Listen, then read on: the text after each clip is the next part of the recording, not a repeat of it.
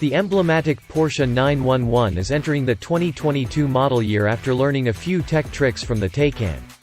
It gains a new infotainment system that's compatible with Android Auto, and the range now includes the race-bred GT3. While the German firm is making no major visual or mechanical changes for 2022, all 911 models gain the latest generation of the Porsche Communication Management infotainment system.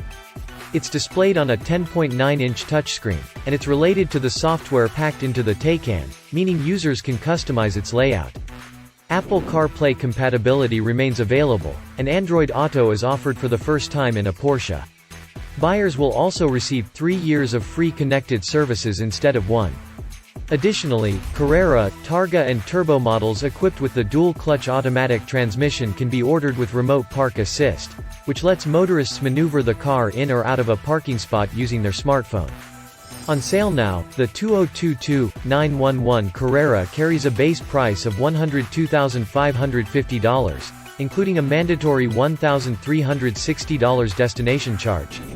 At the other end of the spectrum, the range-topping Turbo S Cabriolet starts at $221,150 including the same destination charge.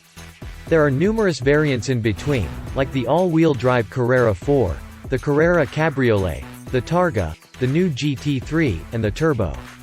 Porsche noted that the GT3 won't reach showrooms until the fall of 2021, however. What's missing? The enthusiast-friendly GTS, for starters. Nothing is official, but we'd be surprised if it doesn't return.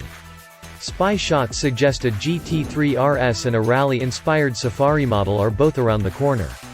It's too early to tell if the GT2 RS will make a comeback, but Porsche told Autoblog that one version which won't join the range is an EV.